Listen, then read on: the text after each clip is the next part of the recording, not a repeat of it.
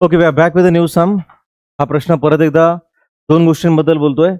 सांगा बरं कोणत्या दोन गोष्टी आहेत या? न्यूमरेटर आणि डिनॉमिनेटर आहे की नाही? वाचू शकता तुम्ही, न्यूमरेटर आणि denominator. Denominator of a fraction is 4 more than. जे शब्द रिपीट होतात ना त्याच्याबद्दल असा समजतो. Find the fraction. मित्रांनो, फ्रॅक्शन म्हणजे काय असतं सांगा? फ्रॅक्शन म्हणजे काय? For example, x is equal to 3/2 याला फ्रॅक्शन म्हणायचं.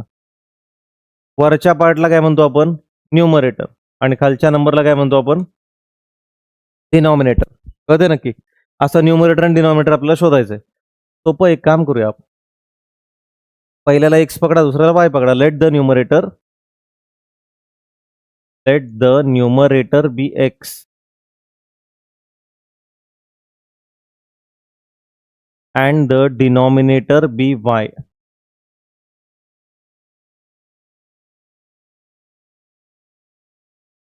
न्यूमरेटर एक्स पकडलं, डिनॉमिनेटर वाय पकडलं. मला सांगा फ्रॅक्शन काय बनेल मग? फ्रॅक्शन इज इक्वल टू वरती न्यूमरेटर आणि खाली डिनॉमिनेटर ना. वरती न्यूमरेटर म्हणजे एक्स आणि खाली डिनॉमिनेटर म्हणजे वाय. हे झालं आपलं फ्रॅक्शन. आता एक्स आणि वाय ची किंमत शोधायची आपल्याला. जोपर्यंत एक्स आणि वाय मिळत नाही तोपर्यंत फ्रॅक्शन मिळणार नाहीये. काय करायला लागेल बघा. आता कंडिशन्स आहेत, दोन कंडिशन आहेत, दोन इक्वेशन तयार होणार. सगळ्यात पहिली कंडिशन बघा. According to the first condition, प्रत्येक गणितात हे लिहायचं तुम्हाला.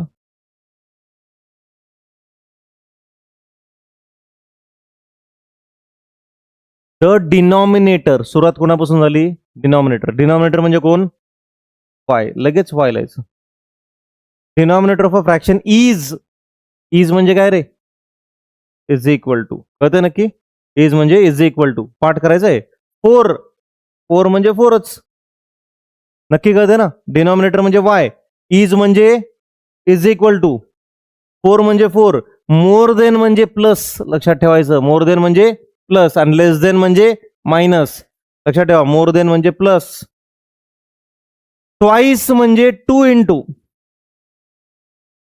न्यूमरेटर म्हणजे कोण? एक्स. कळतंय का नक्की? परत एकदा सांगतोय का? इथून द डिनॉमिनेटर म्हणजे कोण? वाय. वाय बद्दल गोष्ट चालू आहे ही. Denominator of a fraction is म्हणजे काय असतं? Is equal to. 4 म्हणजे 4च. मोर देन म्हणजे प्लस. मोर देन म्हणजे प्लस, लेस देन म्हणजे मायनस. ट्वाइस म्हणजे 2 इंटू. न्यूमरेटर म्हणजे एक्स. थोडक्यात y is equal to 4 plus 2x. y is equal to 4 plus 2x. अजून इक्वेशन नाही तयार झालं. का नाही झालं? कारण इक्वेशनचा फॉर्मॅट कसा असतो? पहिले एक्स, नंतर वाय, नंतर नंबर, आहे की नाही? असा फॉर्मॅट असतो. त्याला कसं करायचं बघा, थोडंसं मॉडिफाय करावं लागेल. आपण एक काम करू शकतो. एक तर ह्या 2x ला इकडे बोलवा, किंवा या वायला पलीकडे न्या, 4 ला अलीकडे आणा. तुमच्यावर आहे. 2x ला जर इकडे घेतलं, प्लस 2x इकडे आल्यावर काय सांगा? -2x. इथं काय लिहायचं? -2x. त्या वायचं चिन्ह काय आहे? प्लस. Plus y. 4 ला तसंच ठेवा. प्लस 2x इकडे आल्यावर झाला -2x. वाय पहिल्यापासून इकडे होता की नाही, आणि तो पॉझिटिव्ह होता, तो positive y equal to 4. Equation number 1. -2x plus y equal to 4. Equation number 1. थोडं पुढे सेकंड इक्वेशन बनवायचं आपलं आता. According to the second condition. According to the second condition. होमवर्कला लागा बरं का आजपासून. होमवर्क जर नाही भेटलं मला, त्रास होईल तुम्हाला. मी तुम्हाला बराच टाइम दिला आता. आज बुधवार आहे. गुरुवार, शुक्रवार, शनिवार, रविवार, सोमवारी 100% बघणार मी. मोस्ट प्रॉब्ली रविवारीच बघेल मी. 3-4 दिवसामध्ये 4 एक्सरसाइज आहेत. तुम्हाला आधीच सांगितलं होतं, म्हणजे आधी वेळेत केलं असतं तर मग प्रॉपर झालं असतं. आता ही पण संपल तोपर्यंत. चॅप्टर संपला, आपण सिमिलॅरिटी स्टार्ट करणार त्यानंतर. लक्ष द्या. सेकंड कंडिशन काय? Denominator becomes. सुरुवात कुठून झाली? डिनॉमिनेटर पासून. आता इथे नाही तर हा सम लय भारी सम आहे. का माहितीये का? ह्यात थोडासा चॅप्टर बनला गेला या लोकांनी, थोडासा ट्रिक प्ले केली आहे. जर आपण शब्दशः अर्थ घेतला, म्हणजे जसा शब्दानुसार इथे गेलो की नाही आपण, डिनॉमिनेटर म्हटलं की आपण लगेच काय टाकलं इकडं? Y. Denominator of fraction is म्हणलं की लगेच काय टाकलं? Is equal to. असं आपण इकडे करून बघू, मुद्दाम करून बघू. तुम्हाला मी दाखवून देतो की कसं काय चुकतंय आन्सर. म्हणजे प्रत्येक वेळेला असं करायचं नसतं. बघा वाचून घ्या, इकडे बघा. डिनॉमिनेटर म्हणल्यावर मी काय टाकलं पाहिजे? वाय, बरोबर ना? डिनॉमिनेटर म्हणजे वाय. बिकम्स म्हणजे इज इक्वल टूच आहे, लक्षात ठेवा. 12 म्हणजे 12च. टाइम्स म्हणजे मल्टिप्लिकेशन. पाठ करायचंय. टाइम्स म्हणजे काय असतं? मल्टिप्लिकेशन. प्रोडक्ट म्हणजे सुद्धा मल्टिप्लिकेशन आणि टाइम्स म्हणजे सुद्धा मल्टिप्लिकेशन. पाठ करायचं हे शब्द. 12 टाइम्स. न्यूमरेटर, न्यूमरेटर म्हणजे कोण? X. y is equal to 12 into x. बघा, डिनॉमिनेटर म्हणजे y, बिकम्स म्हणजे इज इक्वल टू 12 म्हणजे 12, टाइम्स म्हणजे मल्टिप्लिकेशन, न्यूमरेटर म्हणजे एक्स. आता पुढे वाचा की both numerator and denominator are reduced by 6. आता ह्याचं काय करायचं? रिड्यूस म्हणजे कमी करणे, म्हणजे -6 लिहायचं का? चुकलंय हे सगळं.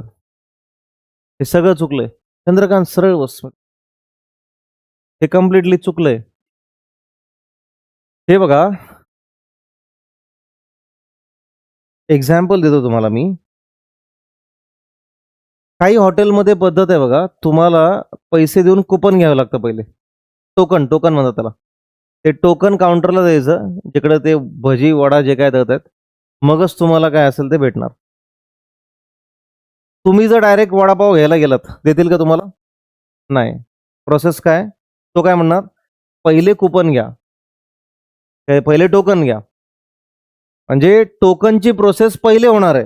क्रम ठरलाय ना? का वडापाव खाऊन पहिले होणार, मग तुम्ही हात पुसणार खिशाला, बाबा आता पैसे द्यायला जाऊ, असं नसणार. पहिले टोकन, नंतर vada pav, what ever it is. तसंच पहिले इकडचा पार्ट करायला पाहिजे तुम्हाला. हे सगळं कधी शक्य आहे? डिनॉमिनेटर 12 टाइम्स न्यूमरेटर कधी होईल? इफ जर न्यूमरेटर आणि डिनॉमिनेटरला 6 न कमी केलं तरच हे होणार आहे. इफ म्हणजे काय? जर. माहिती ना? फॉर एन एग्जाम्पल और अच्छा देंगे तो.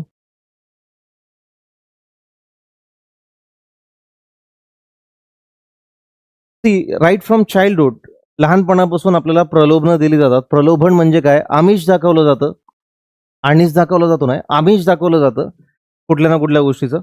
ते असं म्हणजे मला पण दाखवायचं की हे बघ, जर तुला परीक्षेत चांगले मार्क पडले तर सायकल आणून देईल तुला. मग आधी सायकल आणून देतात आणि मग परीक्षेत मार्क पडतात का? तसं नाहीये. घरच्यांचा एवढा ओव्हर कॉन्फिडन्स नसतो कधी. घरचे पहिले बघतात मार्क किती भेटतात, रिझल्ट लागतो, आणि ह्याला आठवतंय का आपण काय प्रॉमिस केले ते. पण आपण पण नालायक असतो, आपल्याला सगळं आठवत असतं. असल्या गोष्टी थोडी विसरतो आपण. बाकी काय पण विसरू, अभ्यासाचं विसरू एक वेळ. म्हणजे जर गोष्टीत पहिले काय होणार? पहिले परीक्षेत अभ्यासात चांगले मार्क तुम्हाला मिळणार, तर काय होणार? सायकल येणार. बरोबर ना? इथे काय बघा, if both numerator and denominator reduce by 6. जर न्यूमरेटर आणि डिनॉमिनेटरला तुम्ही 6 न कमी केलं तरच ही गोष्ट होणार आहे. डिनॉमिनेटर 12 पटीनं न्यूमरेटरच्या होणार आहे. बघा, डिनॉमिनेटर बिकम्स 12 टाइम्स न्यूमरेटर. पण कधी? व्हेन? इफ जर both numerator and denominator are reduce by 6. लक्षात घ्या. चला तुम्हाला एक गावठी हिंट सांगतो. गावठी हिंट अशी आहे, इफ हा शब्द आला ना त्या वाक्यामध्ये, कॉमाच्या पुढेच असतो तो. इफ आला की समजून जायचं की पहिले पुढचं एक्झिक्यूट करायचं, म्हणजे पहिले पुढची कंडिशन विचारात घ्यायचे आणि मग मागची कंडिशन विचारात घ्यायचे. परत सांगतो, वाक्यामध्ये इफ आलं ना, तर इफच्या पुढचं पहिले सोडवायचं आणि नंतर मागचं सोडवायचं. नक्की कळेल. तुम्ही अभ्यास करत राहा. टेस्टला चांगले मार्क पडले तर तुम्हाला पार्टी देईल. पण आधी पार्टी नाही होणार ना. पण तुमच्यासाठी महत्वाचं काय? पार्टी भेटणार आहे. तरच्या पुढचं इम्पॉर्टंट आहे ना तुमच्यासाठी. लक्षात घ्या. आपल्या घरचे जे पुढचं आश्वासन देतात ते लय महत्वाचं असतं आपल्यासाठी. अभ्यास काय रोजचीच गोष्ट आहे. काही लोक अशाही प्लॅनिंगमध्ये असतात, पडले नाही पडले तरी जोर लावायचा.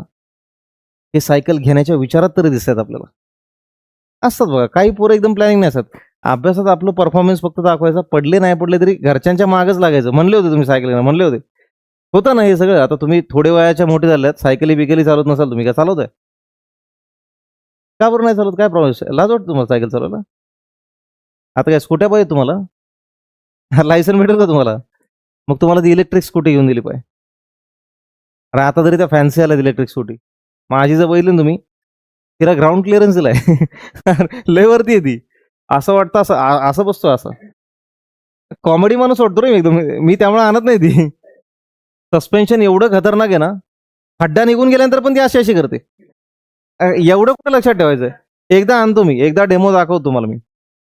डेंजर एकदम. आणि वर्स्ट सांगू तिचं काय झालं, जेव्हा भारतामध्ये कोविड आल्यानंतर जेव्हा इलेक्ट्रिकचं वारं आलं, इलेक्ट्रिक गाड्या, मी म्हटलं नेहमी असं होतंय की कुठली तरी नवीन स्कीम येते. पहिल्याच झटक्यात जी लोकं ती स्कीम घेतात ना, त्यांचा लय फायदा होतो आणि मग नंतर जी येतात ती लुटले जातात. फॉर एक्झाम्पल एखादी चिट फंडची स्कीम आली, की चला 25 दिन में पैसा डबल, 25 दिन में पैसा डबल. जे पहिले येतात ना पहिले, एकदम स्टार्टिंगला त्यांना खरंच डबल भेटतात. तेच मार्केटमध्ये सांगतात सगळे, "अरे तुला माहिती आहे का माझे डबल झाले." सेकंड, थर्ड जे येतात ना वाट लागली त्यांची. तुला कळतंय ती कंपनी फ्रॉड निघते मग. मैंने सोचा इस बार दिमाग लगाएंगे. स्कूटी आहे, ती पण ॲक्टिवा सारखी दिसणारी स्कूटी आहे. आपण सगळ्यात पहिले घेऊन टाकू. तुम्हाला विशेष वाटेल मित्रांनो, मी ती गाडी घेतल्यानंतर मला मोटरसायकलवाले, स्प्लेंडरवाले, पल्सरवाले माझ्या साईडला स्लो करून आणायचे. "ए, कितने को लिया? काय पेट्रोल आहे का कसं आहे? कितीला पडते?" एवढी विचारपूस. आजकाल इलेक्ट्रिक स्कूटीचा कचरा झालाय. पण मी त्या टायमिंगला ती घेतली होती. मला वाटलं I am a very smart person. एकदम स्मार्ट मूव्ह आहे. I will be saving a lot of petrol. नंतर जे शॉट झाला तिचा, ब्रेक मारला की ती स्पीडने ॲक्सेलरेट व्हायची. अरे विचार करा, माझं नशीब किती भारी विचार करा तुम्ही. ब्रेक माणूस कधी मारतो सांगा? काहीतरी समोर आलं आणि ती अजून अंगावर जातीये. आणि विशेष जनरली स्पीड 0 पासून होते ना. मला कधी-कधी असं वाटायचं की ब्रेक मारला की डायरेक्ट 50 पासूनच पुढे जातीये. इतकी रॉकेट सारखी फास्ट ना, भयानक. म्हणजे माझ्यासोबतचे सहकारी 2 वेळा पडले तिच्यावरून. मला अपघात झाला नाही, पण मग मी स्मार्ट ना, मी स्मार्ट. इलेक्ट्रिकचा एकच खटका, त्याचा एक ड्रॉबॅक पण आहे. सप्लाय बंद करा, विषय संपला त्याचा. चावीवरच हात असायचा आपला. ब्रेक मारायची वेळ आली, वाटलं ना जरा झटका होतोय, बंद. डायरेक्ट बंद. गाडीच बंद ना, चावी बंद केल्यावर सप्लाय बंद. एवढा भयानक त्रास दिला त्या गाडीने मला. तिचं रिपेअरिंग कुठंच होय नाही. तिचं मडगाड खाड, खाड, खाड, खाड वाजतंय नुसतं. 4 कुत्री भुकतात, तर तुम्ही गेले की कुत्री लागलीच भुकायला. ते आवाज त्यांना सहन होत नाही. अरे एवढे हाल केले त्या गाडीने अक्षरशः. बरं भांगारात विकावी, तिला 5,000 ला मागतात. मी घेतली होती 87,000 ला. 5,000त. चार्जरच येतो तिचा 6,000चा. कसं काय करायचं? शेवटला मला एक देऊ भाटाच्या इकडे एक व्यक्ती भेटला, माझ्या स्टुडंटच्या ओळखीचा होता. तो म्हणला मी करतो काम. त्याच्याकडे 15,000 रुपये खर्च केले त्या गाडीला. तेव्हा कुठं ती गाडी तयार झाली. अजूनही मनात भीती आहे. ब्रेक मारलं की काय होईल का काय? नाही, पण आता मी फक्त ते जार आणण्यासाठी वापरतो. पाणी घ्यायला जायचं, पाणी घेऊन यायचं. ते पण मी नाही वापरत. मेहुणा माझा वापरतो कधीतरी चुकून इमर्जन्सी. असो हरकत नाही. अशा गोष्टी होत असतात. तरच्या गोष्टी द्या. कुठून कुठे गेला विषय आपला? तुम्हाला मजा वाटते ना असं काय असेल तर? अरे मॅथ्सचं लेक्चर आहे हे. इकडे बघा.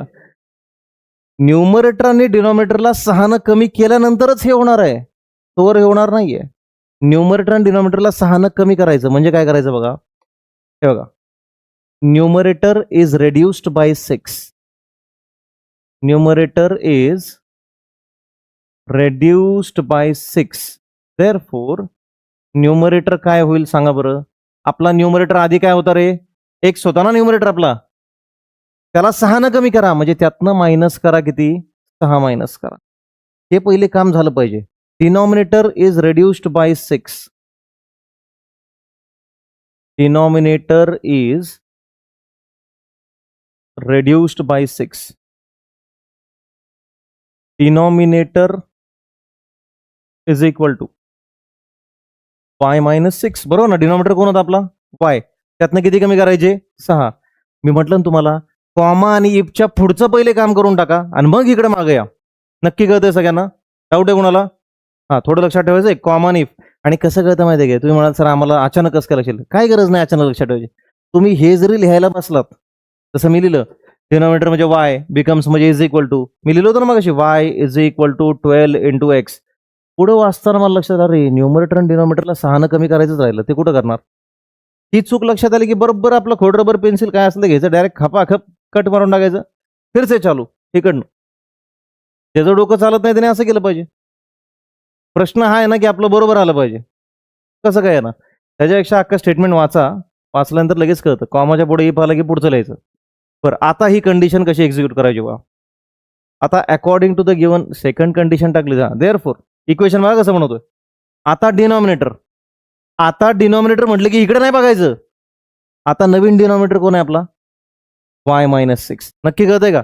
मग एवढं सगळं कशाला गेलं होतं आपण? इकडेच बघावं लागेल ना. एवढं करून जो हित करतोय, इकडचा डिनॉमिनेटर घेतोय वाय, त्याला सातकारच केला पाहिजे का नाही? हे कशाला केलंय आपण? नक्की कळतंय का सगळ्यांना मी काय म्हणतोय? इफच्या पुढचं काम पहिले करून टाकायचं आणि मग ह्या गोष्टी पहिल्यात टाकायच्या. बघा, डिनॉमिनेटर म्हणजे काय लिहायचं सांगा मी? वाय मायनस 6 बिकम्स म्हणजे is equal to will be, shall be, is, ह्याला काय म्हणायचं? Is equal to. Will be येऊ शकतं, शॅल बी येऊ शकतं, बिकम्स येऊ शकतं. या सगळ्यांचा अर्थ काय असतो? Is equal to. Is equal to 12 म्हणजे 12 टाइम्स म्हणजे मल्टिप्लिके, अरे बोला रे सगळ्यांनी, टाइम्स म्हणजे मल्टिप्लिकेशन. द न्यूमरेटर, न्यूमरेटर म्हणजे कोण? X minus 6. ब्रॅकेटमध्ये टाका x minus 6. So y minus 6 is equal to 12 into x, 12x. 12 into 6, 72. येत नसेल तर गप आपलं 12 into 6 कोपऱ्यात करा. उगाच तेवढ्यासाठी चुकू नका. है ना, 12चा पाडा काही लोकांना येत नाही, मग तसं रिस्क नको आपल्याला. कळतंय नक्की सगळ्यांना? डाऊट आहे कोणाला? नसायला पाहिजे डाऊट. आता एक्स आणि वाय एकत्र घ्या, नंबर पलीकडे फेकून द्या. इकडे बघा, हा मायनस 72 इकडे घेऊन या आणि हा प्लस वाय ना, हा प्लस वाय लक्षात घ्या. कोणाला वाटतंय का मायनस वाय? मग मायनस मध्ये कोण आहे इकडं? 6 आहे मायनस मध्ये. हा प्लस वाय पलीकडे गेल्यावर काय होईल? Minus Y. ठीक आहे, 12x प्लस वाय इकडे गेल्यावर काय होईल? Minus Y. हा 72 आहे, त्याची साईन सांगा मला काय? मायनस साईन आहे. लक्षात घ्या, 72चं चिन्ह काय? मायनस. हे चिन्ह नेहमी उजव्या बाजूच्या संख्येचं असतं. कधी लक्षात ठेवायचं? कुठलंही चिन्ह राईट साईडच्या नंबरचं असतं. हा मायनस 72 मायनस साईन घेऊन इकडे येणार आणि काय होणार? प्लस 72. इकडे काय होणार? प्लस 72. नक्की कळतंय का? मायनस 72 इकडे आल्यावर प्लस 72. हा 6 पहिल्यापासून मायनस होता, त्याला मायनस मध्ये दिल्या. कळालं का नक्की? परत सांगतो ऐका, सोपं काम आहे, काय अवघड नाही यात. स्कूटी चालवण्यापेक्षा तर सोपंच काम आहे तुमचं. इकडे बघा, एका दिवशी आणतो तुम्हाला, प्रत्येकाला राऊंड देतो. या पोरांना दिलाच पाहिजे. इकडे बघा, मायनस 72 इकडे आल्यावर काय येईल? प्लस 72. इकडचा 12x तसाच ठेवा. मायनस 72 इकडे आल्यावर प्लस 72. प्लस वाय बरोबर गेल्यावर मायनस वाय. मायनस 6 तसाच. इथे दोनच लोक आहेत जे तसेच राहिले. कोण? 12x आणि मायनस 6. हल्लेच नाही जागेवरून. फक्त या दोघांचे चिन्ह चेंज झाले, मायनस 72 आणि प्लस वाय. 72 मधनं 6 गेले, 66 राहतील, 66. काय पाहिजे बघा इकडे, इक्वेशन टाकतो इकडेच. जाऊ द्या पलीकडे लिहू ना, बरं पडेल. आणि ते योग्य वाटत नाही मला, कारण इक्वेशन 1 इकडे झालं, इक्वेशन 2 इकडे झालं तर बरं पडेल. हे बघा, इथेच टाकतो. Therefore 12x minus y, 12x minus y is equal to 72 मधनं 6 गेले, किती राहिले? 66. Equation number. माझा सगळ्यात मोठा शॉर्ट काय व्हायचा माहिती आहे का? लय डेंजर प्रॉब्लेम होता माझा. विचार करा, मी शिक्षक कसा झालो असेल. मला वाटायचं यार सर लय हलक्यात घेतात म्हणजे या गणिताविनतांना. असं एकदम बारकी पोरं कशी, आता इमॅजिन करा 5वीची 4थीची पोरं तुम्हाला असं डोळ्यात डोळे घालून गेले, तुम्ही इकडे इकडे असंच आहे ना. अरे एवढंच आहे तो, आणि तू काय एवढं तर नाही ना आपलं, काय कळतं ना, 10वीला तुम्ही आहात. प्रेमाने सांगा, ए बाबा तू नको रे, नको कशाला नादा लागतो, जा आपलं, असं होईल ना. असंच या संसार होतं. कसं होतं बघा सांगतो, मला कळायचंच नाही. हा पलीकडे होता ना 12x मायनस वाय, हा अलीकडे कसं काय आला? नीट बघा, पलीकडे अलीकडे कळतं ना तुम्हाला? राईट साईडला की नाही, हा राईट साईडला माझ्या उजव्या हाताला, तुमचा पण उजवा हात आहे ना. हा अचानक डाव्या हाताला कसं काय आला? जादू आहे की नाही? तर आपलं असं इझिली करतात एकदम. म्हणजे मला कळायचंच नाही की हे कसं काय होतंय. तर हे लक्षात घ्या, इतकं सोपं आहे हे. घरी आईला चपात्या बनवताना बघितलं असेल तुम्ही, त्यात काय लॉजिक असतं का की 3 वेळा इकडे 3 वेळा तिकडे, असं काय असतं का? नाही. कसं पण असतं ना. तुम्हाला काय फरक पडतो का कसं किती वेळा गेलं तर काय?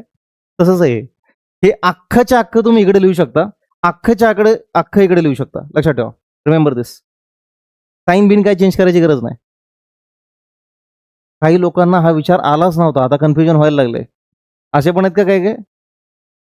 हे अख्खच्या अख्खं इकडे लिहू शकता तुम्ही, हे अख्खं इकडे लिहू शकता, नो प्रॉब्लेम एट ऑल. म्हणजे असं तुम्ही x इक्वल टू वाय लिहा किंवा y is equal to x लिहा, एकच गोष्ट आहे.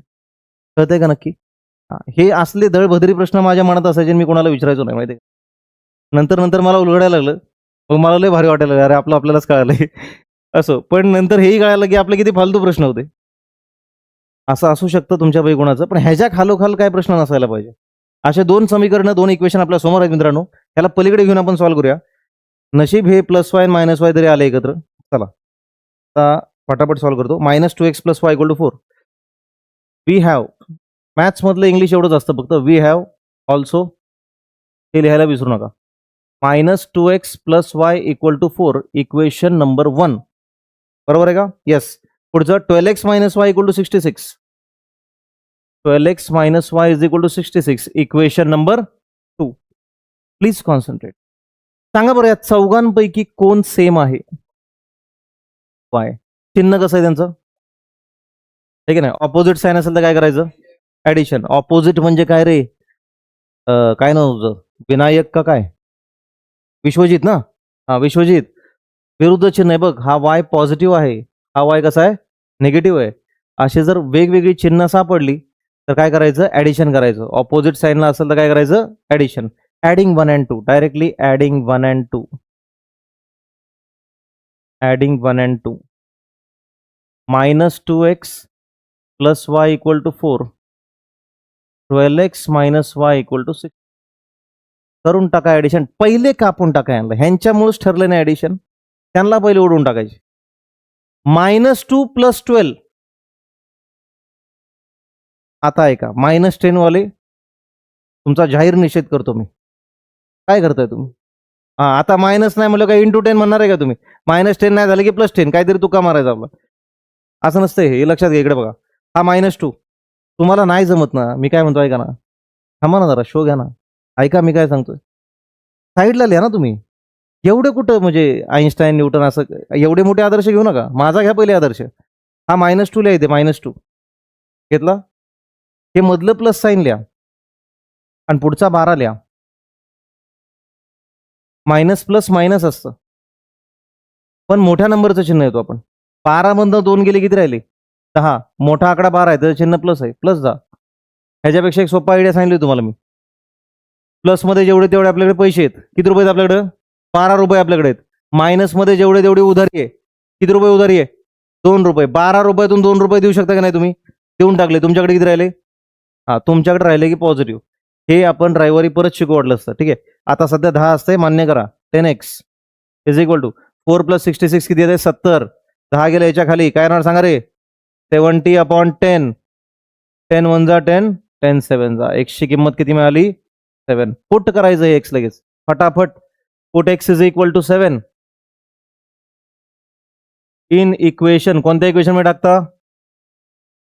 फर्स्ट इक्वेशन मध्ये टाकूया आपण. -2x + y = 4. लक्ष द्या सगळ्यांनी. x च्या ठिकाणी 7 टाकणार आहे आपण. लक्ष द्या. -2 × या x च्या ठिकाणी 7 येणार आहे. 7 + y = 4. -2 × 7 -14 + y = 4. -14 इकडे गेल्यावर काय येईल? +14. y = 4 + 14. y = 18. कळतंय? देअरफॉर फ्रॅक्शन लिहायचंय. अर्धा मार्क ह्याच्यावरच आहे. फ्रॅक्शन आपला होता x/y, बरोबर की नाही? फ्रॅक्शनचं गणित होतं, विसरताय का? हे बघा, x/y. Find the fraction. वरती x खाली y. सांगा चला, x ची किंमत काय आपली? 7 आहे का? x ची किंमत 7, y ची किंमत 18. हे झालं फायनल आन्सर. समजलं का सगळ्यांना? डाऊट आहे कोणाला? इथं फक्त थोडीशी काळजी घ्यायची की पहिले इफच्या पुढचं पहिले सॉल्व्ह करायचं आणि नंतर मग मागचं. ठीक आहे. पटापट कामाला लागा. आता लिहायला स्टार्ट करा. आपल्याकडे अजून आहे ना 15 मिनिट आहेत. तोपर्यंत जेवढं होईल तेवढं होईल, है की नाही? चलो.